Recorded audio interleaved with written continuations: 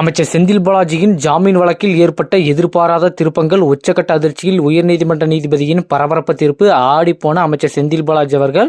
அதனைத் தொடர்ந்து இந்த வழக்கில் அப்படி என்ன நடந்திருக்கு, அப்படி என்ன தீர்ப்பு கொடுத்தாங்க என்பதை பற்றி இந்த வீடியோ பதிவில் முழுவதுமாக பார்க்கலாம். மின்சாரத்துறை மற்றும் மதுவிலக்குத்துறை அமைச்சராக இருந்தார் செந்தில் பாலாஜி அவர்கள். இப்போ திமுக ஒரு இலாக்காக்களாத அமைச்சராக மட்டும் தான் இருந்துட்டு வந்துட்டு இருக்காரு.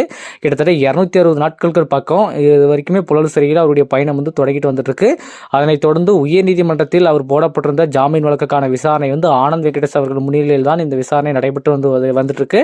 இந்த அடிப்படையில் அமலாக்கத்துறை தரப்பிலிருந்து செந்தில் பாலாஜிக்கு எதிராக நிறைய ஆவணங்கள் நீதிமன்றத்தில் கொடுத்திருந்தாலுமே இப்போ செந்தில் பாலாஜி அவர்களுக்கு ஏன் ஜாமீன் கொடுக்கக்கூடாது என்பதற்கான காரணம் என்ன என்பது உயர்நீதிமன்ற நீதிபதி அவர்கள் அவரிடம் கேள்விக்கு மேல் கேள்விகள் எழுப்பப்பட்டிருந்த நிலையில் அமலாக்கத்துறை தற்பொழுது அதுக்கு தரமான முறையில் அந்த வாதத்தை வச்சிருக்காங்க. அது மட்டும் இல்லாமல் மீண்டும் செந்தில் பாலாஜிக்கு சம்பந்தப்பட்ட அவருடைய கரூர் வீட்லையும் சரி, கரூர் பங்களாவிலும் சரி அதிரடியாக அமலாக்கத்துறை மீண்டும் சோதனை நடத்தப்பட்டு அங்கிருந்து கிடைக்கப்பட்ட முக்கிய ஆவணங்கள், முக்கிய பணங்கள் எல்லாம் வைத்துக்கொண்டு மீண்டும் நீதிபதியிடம் செந்தில் பாலாஜி தரப்பு அவர்களுக்கு ஒரு செக் வச்சிருக்காங்க.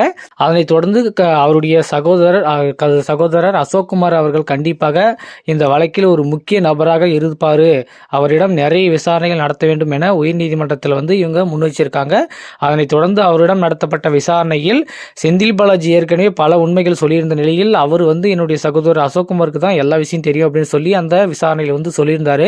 பட் அமலாக்கத்துறை அப்போருந்து எந்த ஒரு விஷயமும் கண்டுக்காம இப்போ அமலாக்கத்துறை நீதிமன்றத்தில் என்ன சொல்லியிருக்காங்கன்னா, செந்தில் பாலாஜியின் சகோதரை அதிரடியாக விசாரிக்க வேண்டும். அது மட்டும் இல்லாமல் அவரிடம் நிறைய விசாரணை நடத்தினால் கண்டிப்பாக செந்தில் பாலாஜிக்கு எதிராக நிறைய உண்மைகள் வருவதற்கான வாய்ப்புகள் இருக்கு சொல்லி தற்பொழுது அமலாக்கத்துறை தரப்பு வழக்கறிஞர் நீதிமன்றத்தில் வாதாடியுள்ளதாகவும், அதனைத் தொடர்ந்து நீதிபதி அவர்களும் கண்டிப்பாக செந்தில் பாலாஜியின் சகோதரர் அசோக்குமார் அவர்களுக்கு நீதிமன்றத்தில் ஆஜராக சம்மன் அனுப்ப போவதாகவும் தகவல் கிடைச்சிருக்கு.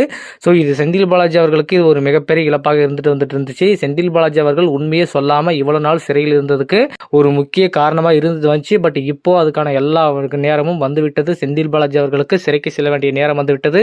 சிறைக்கு மீன்ஸ் தண்டனை பெற்று சிறைக்கு செல்வதற்கான நேரம் வந்துவிட்டது. ஒருவேளை தீகார் சிறைக்கு செல்வதற்கான வாய்ப்புகளும் இருக்கு.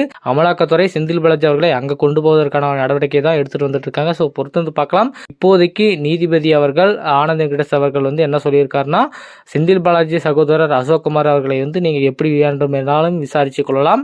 அவரிடம் என்னென்ன விசாரணைகள் நடத்தப்பட்டது, என்னென்ன ஆவணங்கள் கிடைக்கப்பட்டது, அவர் என்னென்ன வாக்குமூலங்கள் கொடுத்தாங்க என்பதற்கான அனைத்து விளக்கத்தையுமே நீங்கள் நீதிமன்றத்தில் கண்டிப்பாக வச்சே ஆகணும் என தற்பொழுது உயர்நீதிமன்ற நீதிபதி ஆனந்த் வெங்கடேஷ் அவர்கள் சொல்லியிருக்காரு.